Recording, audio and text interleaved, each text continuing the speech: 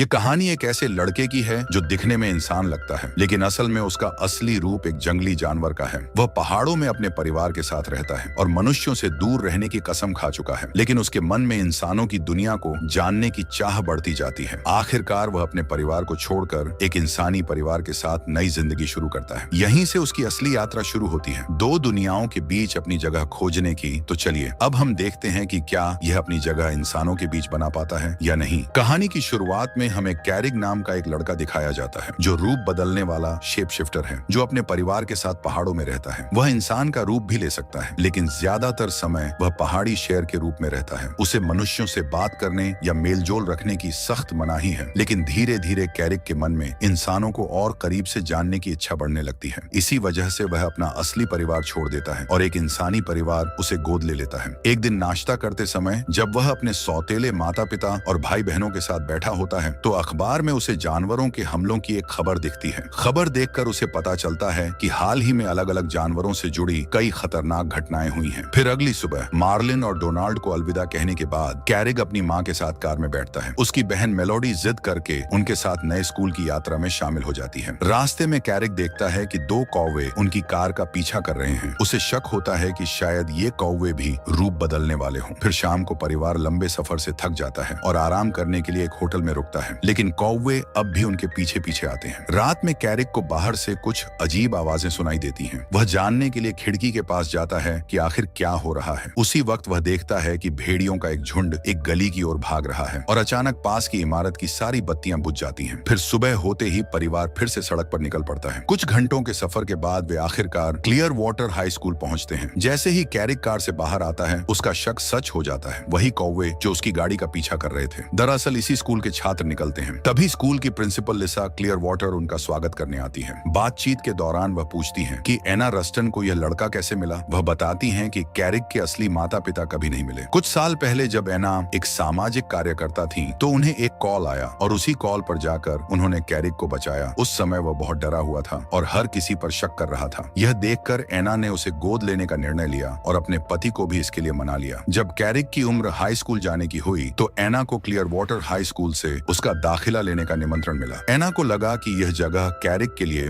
नए दोस्त बनाने का अच्छा मौका होगी, क्योंकि जिस शहर में वह अब तक रह रहा था वहाँ वह बहुत अकेला और अलग थलग महसूस करता था। सभी सवालों के जवाब देने के बाद लिसा कैरिक से अकेले में बात करने के लिए कहती है। तभी वह उसे एक बड़ा राज बताती है, वह राज जो कैरिक अब तक सबसे छिपाता आया था। लिसा बताती है कि इस स्कूल में सभी लोग रूप बदलने वाले शेप शिफ्टर हैं। अब कैरिक को अपने असली रूप को छिपाने की जरूरत नहीं है। तभी अचानक स्कूल का अलार्म बज उठता है और प्रिंसिपल ये देखने के लिए चली जाती हैं कि आखिर क्या हुआ है। तभी उन्हें पता चलता है कि एना और मेलोडी कैंपस में घूम रही हैं। चूंकि वह जगह प्रतिबंधित है, प्रिंसिपल अपनी असिस्टेंट से कहती हैं कि वह उन्हें वहां से बाहर ले जाए। कैरिक बहुत खुश हो जाता है क्योंकि उसने पहली बार अलग अलग प्रजातियों के इतने सारे शेप शिफ्टर एक साथ देखे थे। स्कूल के गलियारों में चलते हुए कैरिक की मुलाकात जेफरी और उसके दोस्तों से होती है। दोनों के बीच तुरंत झगड़े जैसा माहौल बन जाता है, लेकिन जेम्स समय पर पहुंचकर लड़ाई रोक देता है। पूरे स्कूल से परिचय होने के बाद एना अपने बेटे कैरिक को अलविदा कहती है। जब एना और मेलोडी वापस गाड़ी की ओर लौट रही होती हैं, तभी उसी समय स्कूल को फंड देने वाला करोड़पति एंड्रयू मिलिंग कैंपस में आता है। परिवार से विदा लेने के बाद कैरिक का परिचय एंड्रयू से कराया जाता है। वहाँ कैरिक बताता है कि उसने पहाड़ों में रहना छोड़कर इंसानों के साथ रहने का फैसला क्यों किया। उसे हमेशा लगता था कि अगर वह सिर्फ पहाड़ी शेर बनकर जिएगा तो उसकी जिंदगी अधूरी रह जाएगी। बाद में जब कैरिक अपने कमरे में पहुंचता है तो उसे स्कूल के नियम समझाए जाते हैं। जैसे ही प्रिंसिपल वहां से जाती है तभी खिड़की पर अचानक एक गिलहरी दिखाई देती है। उसी समय कैरिक खिड़की खोलता है और गिलहरी अंदर आकर अपना परिचय देती है। उसका नाम होली है और वह बताती है कि उसे कैरिक का मार्गदर्शक बनाया गया है। वह उसे उसकी पहली शेप शिफ्टिंग की कक्षा में ले जाती है। कक्षा में मिस्टर एलवुड सभी छात्रों को याद दिलाते हैं कि वे अपनी शक्तियों का इस्तेमाल केवल कक्षा के समय ही कर सकते हैं। साथ ही वे कहते हैं कि रूप बदलते समय उन्हें बहुत सावधानी बरतनी चाहिए ताकि कोई इंसान उन्हें देख न ले, क्योंकि कैरिक स्कूल में नया है। उसे अपनी शक्ति दिखाने के लिए चुना जाता है, लेकिन उससे पहले ब्रैंडन रूप बदल देता है। ब्रैंडन का असली रूप एक बाइसन है। उसे अपनी शक्तियों पर काबू पाना बहुत कठिन लगता है और वह ज्यादा देर तक इंसानी रूप में नहीं रह पाता। ये देखकर कि उसका साथी कितनी आसानी से रूप बदल लेता है, कैरिक असुरक्षित महसूस करने लगता है। उसे लगता है कि वह अपने असली रूप से बहुत दूर हो चुका है, इसलिए वह रूपांतरण करने से पीछे हट जाता है। लेकिन लिसा की मदद से कैरिक अपने पुराने जीवन को याद करने लगता है। जंगल में अपने असली परिवार के साथ बिताए हुए पल, यही यादें उसे हिम्मत देती हैं और वह अपना असली रूप धारण कर लेता है। इसके बाद प्रिंसिपल सबको आदेश देती है कि वे भी रूप बदलें। तभी कैरिक को पता चलता है कि वह भेड़ियों से भरे स्कूल में है। लिसा उसे समझाती है कि इस स्कूल में वह इंसानी और जानवर दोनों रूपों में जीना सीखेगा और दोनों दुनियाओं के बीच एक कनेक्शन बनेगा। फिर कुछ घंटों बाद जब वह अपने कमरे में आराम कर रहा होता है, तभी ब्रैंडन उससे मिलने आता है और बताता है कि वही उसका नया रूममेट होगा। तभी अचानक होली भी आ जाती है और कहती है कि अब कैफेटेरिया जाने का समय हो गया है। फिर खाना लेने के बाद कैरिक की मुलाकात डोरियन से होती है। डोरियन वह लड़का है जो बिल्ली में बदल सकता है। स्कूल आने से पहले वह एक इंसानी परिवार का पालतू जानवर बनकर रह रहा था और एक बार सार्डिन का डिब्बा चुराते हुए पकड़ा भी गया था। जब कैरिक ने सबके सामने अपना असली रूप दिखाया तो कई सहपाठियों ने उसका सम्मान करना शुरू कर दिया, लेकिन कुछ कमजोर जानवर उससे डरने लगे और उसकी मौजूदगी को ही खतरा मानने लगे। इसी वजह से कुछ छात्र उसे दूर रहने लगे क्योंकि उसका जानवर रूप बहुत ताकतवर है। बो परेशानियों से बचने की कोशिश करता है, लेकिन आखिरकार जेफरी के साथ मुसीबत में फंस जाता है। बो को खतरे में देखकर कैरिक उसकी मदद करने के लिए आगे आता है और जेफरी से भिड़ जाता है। नतीजन वह खुद मुसीबत में फंस जाता है। जब भेड़िए नए छात्र को डराने की कोशिश करते हैं, तभी जेम्स आ जाता है और एक बार फिर माहौल शांत कर देता है। उस रात जब कैरिक अपने परिवार के बारे में सपना देख रहा होता है तो अचानक ब्रैंडन उसे जगा देता है। दरअसल ब्रैंडन नींद में ही रूप बदल लेता है और गलती से अपना बिस्तर तोड़ देता है। उसके अनुसार यह आमतौर पर हफ्ते में 1-2 बार हो ही जाता है। यह सुनकर कैरिक समझ जाता है कि आने वाली रातें शायद उतनी शांत नहीं होंगी जितनी वह चाहता था। फिर अगले दिन लड़ाई की कक्षा में बर्दा और ब्रैंडन को आमने सामने लड़ने के लिए चुना जाता है, लेकिन लड़ाई शुरू होने से पहले ही ब्रैंडन भाग जाता है। वह एक ताकतवर बाइसन होने के बावजूद खुद को शांति प्रिय बताता है और लड़ाई नहीं करना चाहता, इसलिए उसकी जगह कैरिक को चुना जाता है। कैरिक अपनी क्षमताओं को लेकर थोड़ा अनिश्चित रहता है। तभी आंद्रे उसकी मदद करता है और उसे पहाड़ी की मिट्टी से भरे एक छोटे थैले की गंध सूंघने के लिए कहता है। गंध सूंघने के बाद कैरिक रूप बदलकर शेर बन जाता है और युद्ध के मैदान में उतरता है। बर्दा से आकार में छोटा होने के बावजूद वह ताकत के दम पर अपनी जीत साबित करता है। इसके बाद लेरॉय और डोरियन को आमने सामने लड़ने के लिए बुलाया जाता है, लेकिन डोरियन अपने प्रतिद्वंद्वी से निकलने वाली बदबू सूंघ कर डर जाता है और भाग जाता है। इस तरह लेरॉय को बिना लड़े ही जीत मिल जाती है। फिर कक्षा खत्म होने पर एंड्रयू कैरिक से बात करता है। वह कहता है कि वह कैरिक का टीचर बनना चाहता है और उसे मिट्टी से भरा एक छोटा बैग देता है। एंड्रयू कहता है कि कैरिक का भविष्य बहुत उज्जवल है। जब बाकी छात्र देखते हैं कि एंड्रयू कैरिक को ज्यादा तवज्जो देता है तो उनमें जलन होने लगती है। इसी वजह से जेफरी कैरिक को चुनौती देता है कि वह 2 भेड़ियों से लड़ाई करे। वह कहता है कि अगर कैरिक जीत गया तो वे सब उसे अकेला छोड़ देंगे। फिर दोपहर बाद कैरिक अपने नए दोस्तों के साथ ट्री हाउस जाता है और बताता है कि वह इस लड़ाई में हिस्सा लेगा। यह सुनकर ब्रैंडन डर जाता है कि कहीं उसका दोस्त स्कूल से निकाला न जाए, लेकिन कैरिक कहता है कि वह अब और ताने सुनना बर्दाश्त नहीं कर सकता। जब उसे रोकना मुश्किल हो जाता है तो होली कहती है कि वह अपने दोस्त का साथ देने आएगी। वहीं ब्रैंडन मुस्कुराते हुए कहता है कि वह इंतजार करेगा कि भेड़िए कैसे हारते हैं। फिर रात को तीनों चुपके से हॉस्टल से निकल जाते हैं। कैरिक रूप बदलने से पहले वह छोटा बैग सूंघता है। तय जगह पर पहुंचने के बाद फिर वह पूछता है कि उसके खिलाफ कौन से भेड़िए आएंगे। तभी उसे पता चलता है कि यह एक जाल है। 2 भेड़ियों से लड़ने के बजाय कैरिक खुद को जेफरी और उसके पूरे झुंड से घिरा हुआ पाता है। फिर भी वह हार नहीं मानता। भेड़ियों से ताकतवर होने के बावजूद उस पर पीछे से हमला हो जाता है और सभी मिलकर उसे दबाने लगते हैं। तभी अपने दोस्त को मुश्किल में देखकर होली ब्रैंडन को चट्टान से धक्का देती है ताकि वह बाइसन का रूप लेकर कैरिक की मदद कर सके। ब्रैंडन भेड़ियों का ध्यान भटकाता है और उसी समय कैरिक पलटकर जोरदार हमला करता है। नतीजन जेफरी और उसके साथी पीछे हट जाते हैं और हार मान लेते हैं। अगली सुबह कक्षा में जेम्स देखता है कि कई छात्र घायल हैं। वह उन्हें अस्पताल जाने के लिए कहता है। जब उनसे चोट का कारण पूछा जाता है तो वे अलग अलग बहाने बनाते हैं, लेकिन यह साफ है कि वे किसी लड़ाई में घायल हुए हैं। उसी समय जब प्रिंसिपल कैरिक से पूछताछ करने वाली होती है, तभी उसे एंड्रयू के साथ घूमने का निमंत्रण मिलता है। टहलते समय कैरिक को पता चलता है कि एंड्रयू को पहले से ही पिछली रात की घटना के बारे में सब कुछ मालूम है। एंड्रयू कहता है कि अगर कैरिक सच में एक कूगर है तो उसे भेड़ियों को हराने के लिए किसी की मदद की जरूरत नहीं होनी चाहिए, चाहे 4 भेड़िए क्यों न हो। लेकिन क्योंकि कैरिक ने बहुत छोटी उम्र में अपने असली परिवार को छोड़ दिया था, इसीलिए वह ठीक से शिकार करना नहीं सीख पाया, जिसे सुन एंड्रयू उसे खुद सिखाने का फैसला करता है ताकि वह एक सच्चा शिकारी बन सके। सैर के बाद एंड्रयू कैरिक को स्कूल वापस ले जाता है। वहाँ लिसा उस पर गुस्सा करती है और कहती है कि वह किसी भी छात्र को खास महत्व नहीं दे सकता। इसके बाद प्रिंसिपल कैरिक से बात करती है और समझाती है कि अगर उसे इस स्कूल में रहना है तो उसे बाकी छात्रों की तरह नियम मानने होंगे, यानी कक्षा के समय के अलावा कभी भी लड़ाई झगड़ा नहीं करना चाहिए। फिर लिसा के जाते ही होली और ब्रैंडन उससे पूछते हैं कि क्या हुआ। बात करते करते कैरिक देखता है कि लू जंगल की ओर जा रही है। वह तुरंत उसके पीछे जाता है और दोनों मिलकर शिक्षकों के एक समूह को सुनते हैं जो हाल ही में हुए जानवरों के हमलों पर चर्चा कर रहे होते हैं। शिक्षकों का मानना है कि ये हमले साधारण जानवरों ने नहीं किए, बल्कि इसमें शेप शिफ्टर शामिल हैं। समस्या यह है कि अगर इंसानों को यह सच पता चल गया तो इंसानों और वुडवॉकरों के बीच शांति हमेशा के लिए खत्म हो जाएगी। इसी वजह से लिसा और परिषद के बाकी सदस्य एक योजना बनाने की सोचते हैं ताकि आगे ऐसे हमलों को रोका जा सके। फिर स्कूल लौटने के बाद कैरिक अपने दोस्तों से कहता है कि जब वह अपनी माँ और बहन के साथ पड़ोसी शहर में रुका था तो उसने 4 भेड़ियों को इंसानों पर हमला करते देखा था। उसे पूरा यकीन है कि वे भेड़िए जेफरी और उसके दोस्त ही थे। फिर अगले दिन तय योजना के मुताबिक एंड्रयू कैरिक को उसका पहला सबक देने के लिए जंगल में ले जाता है। एंड्रयू ने बताया कि जितनी बार कैरिक रूप बदलेगा उतना ही आसान होगा। उसके लिए अपने दोनों रूपों को नियंत्रित करना, तभी वह दोनों रूपों में अपनी असली ताकत दिखा पाएगा। एंड्रयू ने सिखाया कि शिकार करने से पहले कैरिक को अपने शिकार को पहचानना चाहिए, फिर धीरे धीरे दूरी बनाकर घात लगानी चाहिए। यही उसकी सफलता की कुंजी है। फिर कैरिक ने हिरण का शिकार किया और दोनों ने मिलकर खाना खाया। कई घंटों बाद वे पैदल स्कूल लौटे। वापसी के दौरान एंड्रयू ने बताया कि उसकी एक बेटी थी, उसे इन इंसानों ने बहुत बुरी मौत दी जब वह जंगल में उसकी माँ के साथ घूम रही थी, और अगर वह जिंदा होती तो आज कैरिक की ही उम्र की होती। फिर उस दिन छुट्टी के समय लू ने देखा कि कैरिक ने खाना लेने से मना कर दिया। उसने पूछा कि क्या उसे भूख नहीं लगी। उसी समय कैरिक ने सच बताया कि वह सुबह एंड्रयू के साथ शिकार पर गया था और उसने अपना पहला शिकार पकड़ा था। यह सुनकर लू तुरंत उठकर चली गई क्योंकि उसे वह दिन याद आ गया जब उसकी माँ पर एक कॉगर ने हमला किया था। उस घटना के बाद से वह कभी भी सामान्य रूप से चल नहीं पाती। अपने दोस्त से रिश्ता ठीक करने के लिए कैरिक उसके पीछे जंगल में गया, लेकिन वह उसे पकड़ नहीं पाया। फिर शाम को जब कैरिक अपने कमरे में सोने की कोशिश कर रहा था, तभी उसे जेफरी की चीखें सुनाई दी। खिड़की से झांकते ही उसे समझ आया कि भेड़िए कुछ योजना बना रहे हैं, यह जानने के लिए कि वे क्या करने वाले हैं। कैरिक ने उनका पीछा करने का निश्चय किया। वह उनके पीछे पीछे चलते हुए पास के शहर तक पहुंच गया। वहां भेड़ियों ने एक सुरक्षा गार्ड को डरा दिया और एक कारखाने में घुस गए। तभी कैरिक ने उन्हें रंगे हाथों पकड़ लिया, लेकिन जैसे ही भेड़ियों को पता चला कि कोई उनका पीछा कर रहा है तो वे सब मिलकर कैरिक पर हमला करने को तैयार हो गए। लेकिन उसी समय एंड्रयू वहां आ पहुंचा और लड़ाई शुरू होने से पहले ही सबको रोक दिया। उसने आदेश दिया कि सभी छात्र कार में बैठें और फिर भेड़ियों को वापस स्कूल ले आया। इसके बाद उसने कैरिक को अलग बुलाकर उससे निजी बातचीत की। एंड्रयू ने बताया कि कुछ साल पहले उसने अपनी पत्नी और बेटी को खो दिया था। वे जंगल में घूम रहे थे जब एक शिकारी ने उन्हें मार डाला। तब से एंड्रयू के मन में इंसानों के लिए गहरी नफरत भर गई। उसके अनुसार इंसानों ने पूरी दुनिया पर कब्जा कर लिया है और जानवरों को दबा कर रखा है। इसी कारण बहुत सी प्रजातियां हमेशा के लिए खत्म हो चुकी हैं। पिछले 50 सालों से वुडवॉकर काउंसिल इंसानों को समझाने की कोशिश कर रही है कि वे प्रकृति और जानवरों की रक्षा करें, लेकिन कुछ भी नहीं बदला, बल्कि हालात और बिगड़ गए। इसी वजह से एंड्रयू ने खुद कदम उठाने का निश्चय किया। उसी समय शीला रात का खाना परोसने आई। कैरिक ने देखा कि उसके पैर में मशीन वाला पैर है। एंड्रयू ने बताया कि शीला एक सांप है जिसे उसके जानवर रूप में रहते हुए एक कार ने टक्कर मार दी थी। खाने के दौरान एंड्रयू ने कैरिक को अपने प्रोजेक्ट में शामिल होने का न्योता दिया, लेकिन कैरिक ने साफ कहा कि वह किसी को चोट नहीं पहुंचाना चाहता। यह सुनकर एंड्रयू ने समझाया कि उसका असली मकसद इंसानों को नुकसान पहुंचाना नहीं है, बल्कि उनकी मशीनों को नष्ट करना है ताकि वे ऐसे काम न कर सकें जिससे जानवरों और प्रकृति को नुकसान पहुंचे। फिर कैरिक ने वादा किया कि उस रात हुई सारी बातें वह गुप्त रखेगा, लेकिन उसने यह भी कहा कि उसे एंड्रयू के प्रस्ताव पर सोचने के लिए समय चाहिए। फिर अगली सुबह कैरिक अपने दोस्त ब्रैंडन को युद्ध का अभ्यास कराने में मदद करता है। ब्रैंडन जंगल में दौड़ते हुए और रास्ते की हर चीज तोड़ते हुए अचानक कैरिक के माता पिता से टकरा जाता है, जो कुछ दिनों के लिए क्लियर वाटर हाई स्कूल अपने बेटे से मिलने आए थे। ब्रैंडन जब माफी मांगने के लिए उनके पास जाता है तो कैरिक तुरंत बात छुपाने की कोशिश करता है और अपने परिवार को अपना कमरा दिखाने के लिए ले जाता है। कमरे में पहुंचते ही एना एक गिलहरी को उसकी चीजों में टटोलते हुए देखती है। तभी प्रिंसिपल आकर गिलहरी को डांटती है और कैरिक से कहती है कि मिलने का समय तय होता है, हर वक्त नहीं। फिर जाने से पहले एना बताती है कि वह पूरा वीकेंड पास के शहर में रहने वाली है और अपने बेटे को भी साथ चलने का निमंत्रण देती है, जिसे सुन कैरिक तुरंत राजी हो जाता है और अपने परिवार को अलविदा कहता है क्योंकि उन्हें कार की मरम्मत करवानी थी। परिवार के जाते ही कैरिक को एंड्रयू का फोन आता है। एंड्रयू उसे उस वीकेंड होने वाले एक खास कार्यक्रम में बुलाता है, लेकिन कैरिक साफ कह देता है कि वह वीकेंड अपने माता पिता के साथ बिताना चाहता है और इंसानों को नुकसान पहुंचाने का विचार उसे पसंद नहीं है। यह सुनकर एंड्रयू गुस्से में फोन काट देता है। इसके बाद कैरिक अपना मन भटकाने के लिए जंगल में चला जाता है और अपने रूप बदलने का अभ्यास करता है। कई घंटों तक चलते रहने के बाद उसकी मुलाकात विंग से होती है। वहीं उसे पता चलता है कि लोग उसके गायब होने से परेशान थे और उसे ढूंढ रहे थे। जब दोनों बातें कर रहे होते हैं तभी अचानक एक ड्रोन वहां आ जाता है। विंग तुरंत कैरिक को भागने का आदेश देता है क्योंकि एक शिकारी ने उसे ढूंढने के लिए कुत्ते भेज दिए थे। कुछ मिनट तक दौड़ने के बाद कैरिक एक पेड़ की ऊंची शाखाओं में छिप जाता है, लेकिन ड्रोन उसका पीछा करता रहता है। अपने दोस्त की मदद करने के लिए विंग उस मशीन को तोड़ देता है और कैरिक फिर से भाग निकलता है। फिर कुछ देर बाद जब कैरिक थक कर रुकता है तो शैडो उसे कुछ कपड़े देता है ताकि वह वापस इंसान का रूप ले सके। फिर जागने पर कैरिक अपने गुरु को जंगल में हुई घटना के बारे में बताता है और सोचने लगता है कि शायद उसके असली माता पिता के साथ भी वही हुआ होगा जो एंड्रयू की पत्नी और बेटी के साथ हुआ था। यह सोचकर कैरिक के अंदर गुस्सा भर जाता है और वह फैसला करता है कि अब वह एंड्रयू के प्रोजेक्ट का साथ देगा और इंसानों के खिलाफ उसकी मदद करेगा। अपने पहले मिशन पर जाने से पहले उसे पता चलता है कि एंड्रयू ने कुछ शेप शिफ्टर्स को उसके असली परिवार को ढूंढने के लिए भेजा है। एंड्रयू वादा करता है कि अगर वे जिंदा होंगे तो जल्द ही मिल जाएंगे। थोड़ी देर बाद कैरिक को उसकी माँ का फोन आता है, लेकिन कैरिक बताता है कि उसे यह ट्रिप रद्द करनी होगी क्योंकि उसे अचानक एक जरूरी काम याद आ गया है। तभी ब्रैंडन और होली वहां पहुंचते हैं और कहते हैं कि वे अपने दोस्त की चिंता में आए हैं, लेकिन कैरिक गुस्से में उन्हें जाने का आदेश देता है। फिर कुछ देर गाड़ी चलाने के बाद सब लोग एक खदान पर पहुंचते हैं। वहां एंड्रयू टीम को बांट देता है। वह कैरिक से कहता है कि वह जंगल के जानवरों को इस इलाके से दूर रखे। इसी बीच जेफरी और बाकी भेड़ियों को काम करने वाले कर्मचारियों को बाहर निकालना है ताकि कोई घायल न हो। फिर कैरिक पास के खरगोशों को डराकर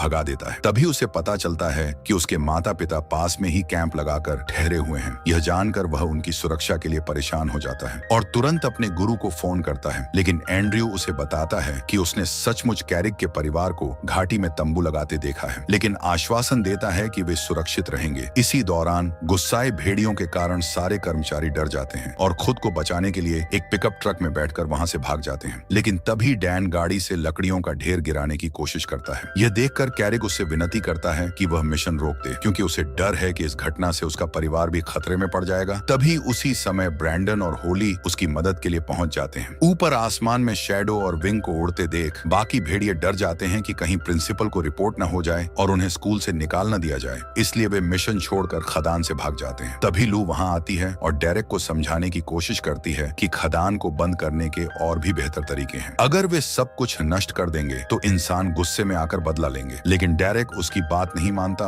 और गुस्से में उसे धक्का दे देता है। तभी चारों ओर से कौवे उस पर हमला कर देते हैं। गुस्से में डेरेक एक भूरे भालू का रूप ले लेता है। अब ब्रैंडन अपने दोस्तों की रक्षा करने के लिए लड़ाई में कूद पड़ता है। इस बीच एंड्रयू को लगता है कि कैरिक ने उसे धोखा दिया है। वह गुस्से में ब्रैंडन पर झपट पड़ता है और दोनों के बीच जबरदस्त लड़ाई शुरू हो जाती है। इसी दौरान कैरिक देखता है कि लकड़ियों का ढेर लुढ़क कर उस घाटी की ओर जा रहा है जहां उसका परिवार रह रहा है। वह सब कुछ छोड़कर दौड़ पड़ता है ताकि अपने परिवार को बचा सके, चाहे उसे अपनी जान ही क्यों न जोखिम में डालनी पड़े। नीचे घाटी में जैसे ही ऐना को ऊपर से लकड़ियों के गिरने की आवाज सुनाई देती है, वह सबको तुरंत छिपने का आदेश देती है, लेकिन मेलोडी अपनी माँ की चीखें नहीं सुन पाती क्योंकि उसने हेडफोन पहने हुए होते हैं। जब वह अपनी तरफ आती लकड़ियों का ढेर देखती है तो घबराकर चीखने लगती है। उसी समय कैरिक दौड़कर आता है और उसे बचा लेता है। हताश होकर ऐना अपनी बेटी को ढूंढने निकलती है और जब वह मेलोडी को जिंदा देखती है तो उसे राहत मिलती है। मेलोडी बताती है कि एक कूघर ने उसे खतरे वाले इलाके से धक्का देकर बाहर निकाला, लेकिन डोनाल्ड को यकीन हो जाता है कि उसकी बेटी होश में नहीं है और शायद भ्रम देख रही है। फिर कुछ देर बाद लू और उसके दोस्त जंगल में कैरिक का बेहोश पड़ा शरीर पाते हैं। वे सोचकर उदास हो जाते हैं कि शायद वह अब बच नहीं पाएगा, लेकिन जब कैरिक धीरे धीरे अपनी आंखें खोलता है तो सबको राहत मिलती है। होश में आते ही कैरिक सबसे पहले अपने परिवार की तरफ दौड़ता है ताकि देख सके कि वे सुरक्षित हैं या नहीं। तभी एंड्रयू वहां पहुंचता है और कहता है कि जब यह हादसा हुआ तो वह लड़के के साथ ही पास में टहल रहा था। फिर वह परिवार को अस्पताल ले जाने के लिए एक हेलीकॉप्टर बुलाता है और सबको सुरक्षित भेज देता है। जैसे ही कैरिक के माता पिता हेलीकॉप्टर से सुरक्षित निकल जाते हैं, कैरिक गुस्से में आकर एंड्रयू पर चिल्लाता है और कहता है कि वह प्रिंसिपल को बताएगा कि इन हमलों के पीछे असली जिम्मेदार कौन है। लड़के को चुप कराने के लिए एंड्रयू उसे कहता है कि उसने उसके असली परिवार को येलोस्टोन की पहाड़ियों में देखा था, लेकिन वह उनका सही ठिकाना तभी बताएगा जब कैरिक वादा करे कि वह किसी से भी इस घटना का जिक्र नहीं करेगा। फिर थोड़ी देर बाद लिसा वहां पहुंचती है। तभी एंड्रयू उससे कहता है कि इंसानों पर हमला करने की गुप्त योजना उसके सहायक डेरेक ने बनाई थी, लेकिन लिसा को शक है कि खदान को नष्ट करने में एंड्रयू का भी हाथ हो सकता है। तभी पुलिस की गाड़ियों की आवाज आती है। यह सुनकर प्रिंसिपल वहां से चली जाती है, लेकिन कहती है कि वह इस पूरे मामले की पूरी जांच जरूर करेगी। फिर स्कूल लौटने पर बच्चों का बहुत अच्छे तरीके से स्वागत किया जाता है क्योंकि सबको पहले ही पता चल चुका था कि उन्होंने सबको बचाया है। तो आपको यह फिल्म कैसी लगी नीचे कमेंट में बताइए।